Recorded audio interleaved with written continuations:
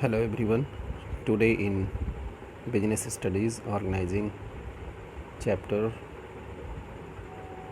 I am going to discuss the next topic, that is delegation of authority with the concept and its elements. Dear student, in the last video I have discussed about the formal and informal organization, and the next topic, that is delegation of authority. It is a very important topic of this chapter. Let's start the topic. Delegation means pushing off some routine task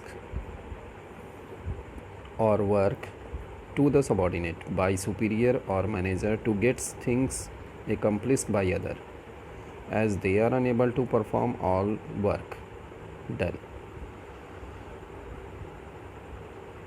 Delegation means pushing off some routine task. Delegation का मतलब होता है यहाँ पर कि अपने जो managers हैं या सुपीरियर्स हैं, उनके जो रूटीन टास्क हैं उसमें से कुछ वर्क को, अपनी कुछ रिस्पॉन्सिबिलिटीज़ को अपने सबॉर्डिनेट को ट्रांसफ़र करना, ताकि मैनेजर्स उस वर्क को आसानी से पूरा करा सकें जिसको वो अकेले पूरा नहीं कर सकते. Unable to perform all work alone. Normally ये देखा जाता है कि मैनेजर्स के पास, सुपीरियर्स के पास बहुत ज़्यादा वर्कलोड होते हैं, और उस कंडीशन में अगर वह खुद पूरे वर्कलोड को पूरा करने की कोशिश करते हैं, कंप्लीट करने की कोशिश करते हैं अकेले, तो he will not be able to complete all the task within the time. That's why delegation of authority is used by the superior by transferring some of their routine work to their subordinate so that the work can be completed within the time. It is a process of entrusting responsibility and authority.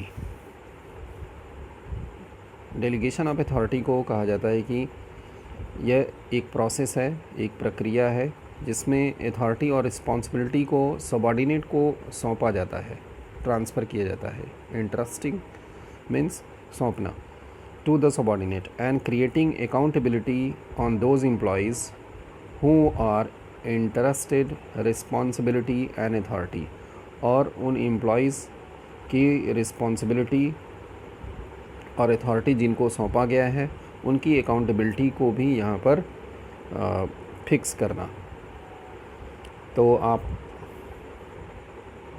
समझ गए होंगे कि delegation of authority का मतलब होता है basically transfer of authority from senior to junior, जिसमें senior अपने वर्क की रिस्पॉन्सिबिलिटी को ट्रांसफ़र करता है जूनियर्स को अथॉरिटी के साथ. अपनी अथॉरिटी जब ट्रांसफ़र करता है वर्क को कंप्लीट करने के लिए, और उस दौरान जूनियर जो है उसके वर्क को कंप्लीट करता है और वापस उसको सबमिट करता है सीनियर को. तो इस प्रोसेस को हम बोलते हैं डेलीगेशन ऑफ अथॉरिटी.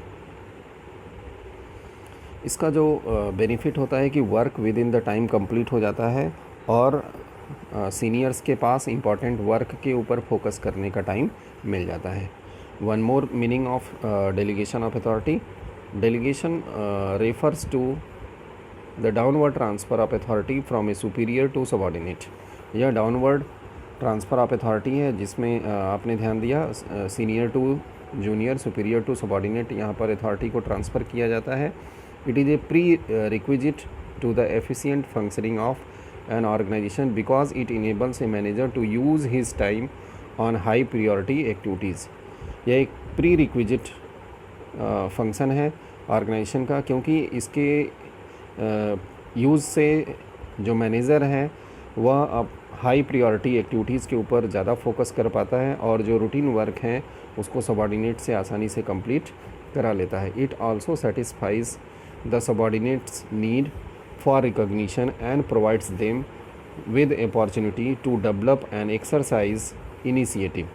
और यह सबॉर्डिनेट की नीड को भी सेटिस्फाई करता है, साथ में उनको रिकग्निशन प्रोवाइड करता है, अपॉर्चुनिटी भी प्रोवाइड करता है, उनके अंदर मैनेजरियल स्किल डेवलप होते हैं और इनिशिएटिव की एबिलिटी भी आती है। अगर एक मैनेजर अपने सबॉर्डिनेट के बीच डेलीगेशन ऑफ अथॉरिटी का प्रयोग करता है तो सबॉर्डिनेट का काफ़ी डेवलपमेंट होता है, उसके अंदर इनिशिएटिव की क्वालिटी डेवलप होती है, उसकी रिकॉग्निशन ऑर्गेनाइजेशन के अंदर बढ़ती है। तो ये सभी बेनिफिट सबॉर्डिनेट को भी मिलते हैं और साथ में जो ऑर्गेनाइजेशन को जो फ़ायदा होता है वह work with in the time complete होते हैं और मैनेजर्स इम्पॉर्टेंट इश्यूज़ पर फोकस करने में सक्षम होते हैं। नेक्स्ट हम आगे बढ़ते हैं। Principal of absoluteness of accountability. Principal of absoluteness of accountability का मतलब होता है यहाँ पर कि accountability is absolute, means accountability can not be transferred. Authority can be transferred to the subordinate, but accountability cannot be transferred. See here, delegation helps a manager to extend his area of operation, as without it his activities would be restricted to only what he himself can do. उसकी जो activities है performance सिर्फ अपने तक ही सीमित हो जाएगी अगर डेलीगेशन नहीं होगा तो, लेकिन डेलीगेशन की मदद से वह अपनी एक्टिविटीज़ को आसानी से बढ़ाता है, अपने सबॉर्डिनेट के बीच में ट्रांसफ़र करता है, जिसके थ्रू वर्क को आसानी से पूरा कर लेता है। However delegation does not mean abdication. यहाँ पर डेलीगेशन का मतलब जो है एब्डिकेशन नहीं है, मीन्स यहाँ पर अपने सबॉर्डिनेट के बीच में मैनेजर्स अपनी अथॉरिटी को ट्रांसफ़र करने के बाद बच नहीं सकता अकाउंटेबिलिटी से, इसलिए यहाँ पे डेलीगेशन को कहा जाता है कि it means not abdication, because accountability is absolute. The manager shall still be accountable for the performance of assigned task, that is after creating accountability on subordinates the superior also remain accountable. Superior हमेशा accountable रहेगा जिसने authority को transfer किया है अपने subordinate के पास work को complete करने का। Moreover the authority granted to a subordinate can be taken back. Authority जो सबॉर्डिनेट को ट्रांसफ़र की गई है वह वापस ली जा सकती है and re delegated to another person, और उसे फिर दूसरे पर्सन को भी ट्रांसफ़र किया जा सकता है। तो इस प्रकार हम कह सकते हैं, दस irrespective of the extent of delegated authority, the manager shall still be accountable to the same extent as before delegation. तो यहाँ पर आप ध्यान दें कि मैनेजर ने जो डेलीगेशन ऑफ अथॉरिटी किया हुआ है वह हमेशा अकाउंटेबल रहेगा उसी तरीके से जैसा वह अकाउंटेबल था बिफोर डेलीगेशन ऑफ अथॉरिटी। इसीलिए इसको कहा जाता है कि principal of absoluteness of accountability. यहाँ पर ध्यान रखना है, सिर्फ आप सिंगल स्टेटमेंट में समझने की कोशिश करिए। एब्सोल्यूटनेस ऑफ अकाउंटेबिलिटी का मतलब होता है कि accountability is absolute, it can not be transfer. Authority and responsibility can be transfer but accountability can not be transfer. That is why it is called principle of absoluteness of accountability. Accountability हमेशा superior के पास ही रहेगी, accountable होगा, answerable होगा in case of non completion of job activities. That's why it is also known as delegation does not mean abdication. वह ऐसा नहीं कर सकता कि अथॉरिटी को ट्रांसफ़र करने के बाद बच जाए, यहाँ पर वह बच नहीं सकता अगर वर्क पूरा नहीं हुआ तो। नेक्स्ट अब हम आगे बढ़ते हैं, एलिमेंट्स ऑफ डेलीगेशन। डेलीगेशन के एलिमेंट्स 3 होते हैं, 3 एलिमेंट्स आर देयर, जिसमें पहला एलिमेंट है responsibility. Responsibility means refer to work or activities assigned to a person or position. Responsibility का मतलब होता है ऑब्लिगेशन, ड्यूटी, जो कि एक पर्सन को असाइन किया गया होता है, उसकी पोजीशन पर, उसकी जो जॉब है उसके ऊपर जो भी ड्यूटी उसको दी गई होती है, that is called responsibility. It involves all those physical and material activities which needs to be perform. A manager entrusts responsibility to his subordinate by assigning them duties or task. एक manager उसको responsibility को सौंपता है अपने subordinate को, उसको task provide करता है. And responsibility can be delegated, और इसको ट्रांसफ़र किया जा सकता है दूसरे व्यक्ति को. तो सिंपल आप समझें, responsibility means duty, obligation of a person towards it job position. उसकी जो भी जॉब पोजीशन है उसके ऊपर जो उसको ड्यूटी दिया गया है, that is called responsibility. Next element आता है authority. Authority means it refers to power और rights to use physical, financial and human resources as well as a right to decide act or not to act. Authority power है, अधिकार है, जो कि एक person को, एक एम्प्लॉइज़ को ऑर्गेनाइजेशन के अंदर ये प्रोवाइड करता है कि physical, financial and human resources हैं, उन सभी को किस तरीके से यूज़ किया जाए, एक्टिविटीज़ को कैसे कराया जाए, कौन सी एक्टिविटीज़ को कराया जाए और कौन सी एक्टिविटीज़ को न कराया जाए. इन सब से रिलेटेड जो डिसीज़न मेकिंग का राइट होता है, पावर होता है, that is called authority. Authority is needed to perform given responsibility. Authority की ज़रूरत होती है, जो रिस्पॉन्सिबिलिटी दी गई होती है पर्सन को, एम्प्लॉइज़ को, उसको पूरा करने के लिए अथॉरिटी की ज़रूरत होती है. इसीलिए हमेशा अथॉरिटी और रिस्पॉन्सिबिलिटी के बीच में इक्वालिटी होनी चाहिए. Means authority must be equal to the responsibility. Even आपने ध्यान दिया होगा प्रिंसिपल्स ऑफ मैनेजमेंट चैप्टर में हेनरी फ्योल ने भी principle of authority and responsibility की बात किया था, जिसमें उन्होंने कहा था कि अथॉरिटी एंड रिस्पॉन्सिबिलिटी के बीच में एक पैरिटी होनी चाहिए, एक समानता होनी चाहिए. Neither excess authority nor excess responsibility. इन दोनों में अगर डिस्पैरिटी आएगी तो कभी भी वर्क कंप्लीट नहीं होगा. इसलिए हेनरी फ्योल भी कहते हैं कि अथॉरिटी एंड रिस्पॉन्सिबिलिटी के बीच में एक पैरिटी होनी चाहिए, इक्वालिटी होनी चाहिए. Only then the work can be completed within the time. Next third element है accountability. Accountability means obligation to carry out the given task or responsibility. It is the obligation of an individual to give an account of how much he has completed the given responsibility to his superior. Accountability cannot be delegated. It means person making delegation remain accountable to his superior for his work as well as work of his subordinate. Accountability का मतलब होता है यहाँ पर answer देना, making answerable in case of non completion of job. अगर उसको जो रिस्पॉन्सिबिलिटी दी गई है, अगर उस रिस्पॉन्सिबिलिटी को पर्सन पूरा नहीं कर पाता है या उससे रिलेटेड कोई क्वेरीज़ की जाती है, तो उस क्वेरीज़ का जवाब देना ही अकाउंटेबिलिटी है. उसके बारे में बताना, रीज़न्स को क्लैरिफाई करना ही यहाँ पर अकाउंटेबिलिटी है. एम्प्लॉइज़ को टाइम टू टाइम जो वर्क दिया गया है उससे रिलेटेड उसको आंसर देने होते हैं. तो अकाउंटेबिलिटी मीन्स सिंपल आप समझें, accountability means subordinate will be answerable for non completion of task.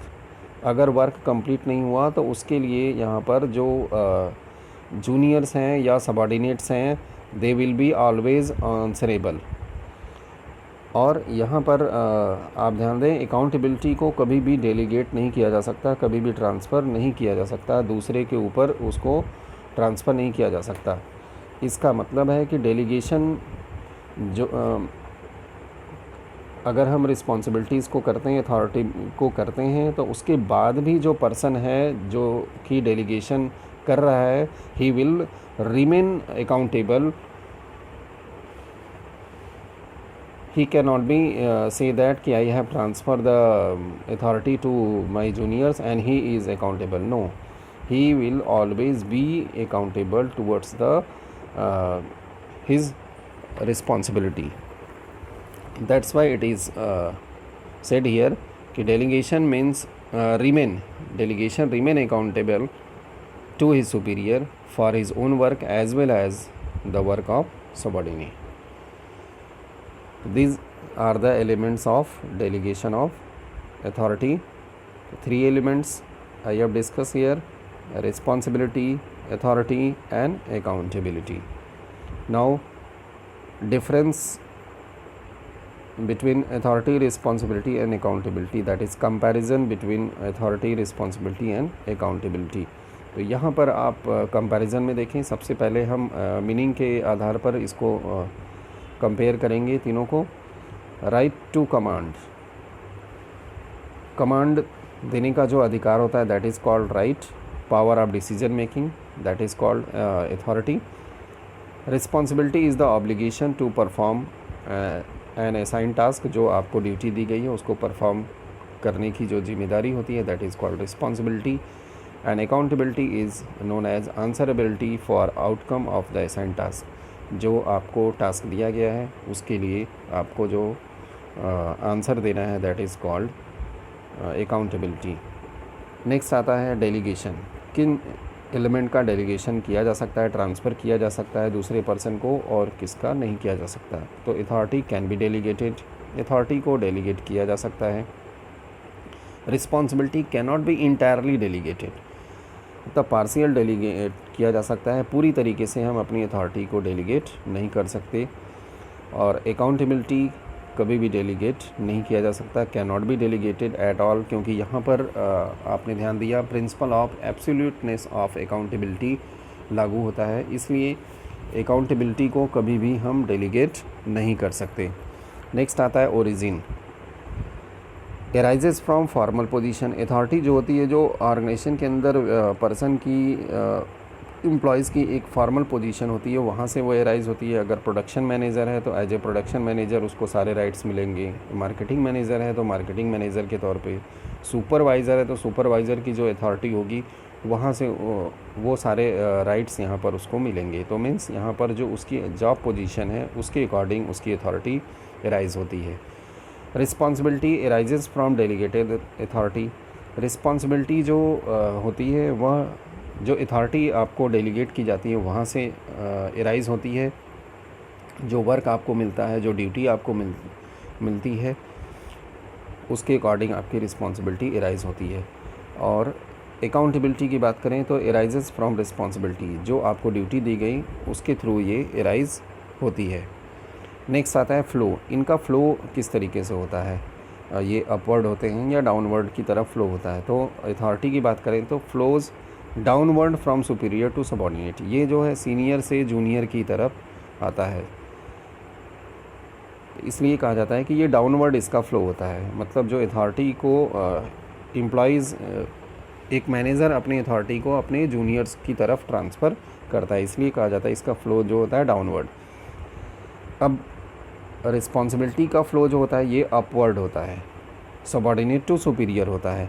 क्योंकि यहाँ पे सबॉर्डिनेट विल ऑलवेज, जो सबॉर्डिनेट है ना that he is always responsible for his superior, तो वो अपने मैनेजर के लिए ही हमेशा रिस्पॉन्सिबल होता है. इसलिए जो रिस्पॉन्सिबिलिटी है इसका जो फ़्लो होता है ये अपवर्ड होता है, ऊपर की ओर होता है. अकाउंटेबिलिटी की बात करें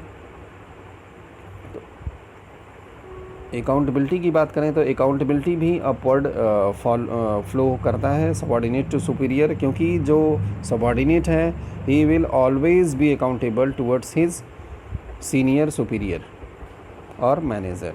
तो ये उसकी इन तीनों एलिमेंट्स के बीच में कुछ बेसिक डिफरेंसेस हैं जो कि मीनिंग, डेलीगेशन, ओरिजिन और फ़्लो के आधार पे किया गया, और इससे रिलेटेड क्वेश्चंस बोर्ड एग्ज़ाम में अक्सर पूछे जाते हैं, तो आप इसको ध्यान देंगे. आई होप आपको डेलीगेशन ऑफ अथॉरिटी का concept, principal of absoluteness of accountability और एलिमेंट्स ऑफ डेलीगेशन, साथ में इनके बीच में कंपैरिजन समझ में आया होगा. Thank you very much for watching this video. Keep watching, like and share.